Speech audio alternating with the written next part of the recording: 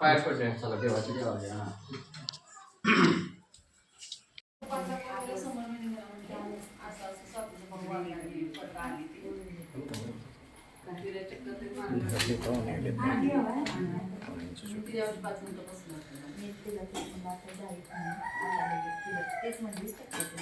कसं झालं? 16 डिसेंबर रोजी आजांना थोडंसं अस्वस्थ वाटत होतं. ते बसले होते घरात. त्यांना चक्कर वगैरे आल्यासारखं जाणवलं, घाम वगैरे फुटलेला. त्यांना लगेच शेजारी सगळ्यांनी गाडीतून घालून हॉस्पिटलला नेलं. बावड्यातील एका हॉस्पिटलला नेलं. तिथं सांगितलं पुढील हॉस्पिटलला न्या, थोडंसं हे वाटत आहे, क्रिटिकल कंडिशन वाटत आहे. तिथून पुढे गेल्यानंतर लगेच आम्ही कोल्हापुरातील एका खाजगी हॉस्पिटलमध्ये गेलो. तिथे उपचार वगैरे सर्व चालू होते.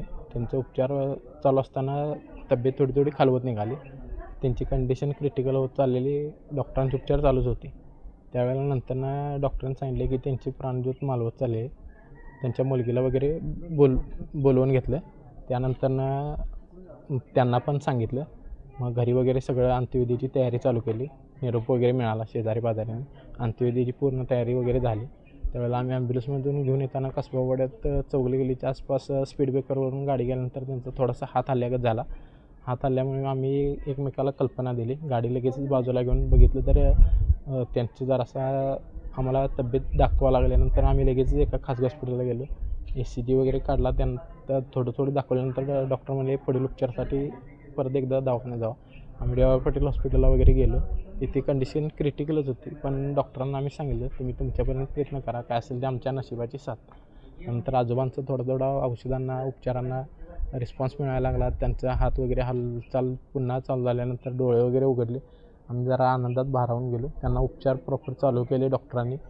त्यांना साथ मिळत गेली आणि डी.वाय पाटील हॉस्पिटल वगैरे परत त्यांच्या अँजिओग्राफी अँजिओप्लास्टीच्या उपचारासाठी निरामय हॉस्पिटल वगैरे आम्ही सर्व शर्तीचे प्रयत्न केले आणि आमचे आजोबा सुखरूप घरी आले. धन्यवाद डॉक्टर डी.वाय पाटील हॉस्पिटल, निरामय हॉस्पिटलचे डॉक्टर शेखर बेसे आणि त्यांच्या स्टाफने वगैरे आम्हाला अत्यंत चांगली हे कॉपरेट केलं, आम्हाला चांगलं रिस्पॉन्स दिला. त्यामुळे त्यांना सर्वांना धन्यवाद.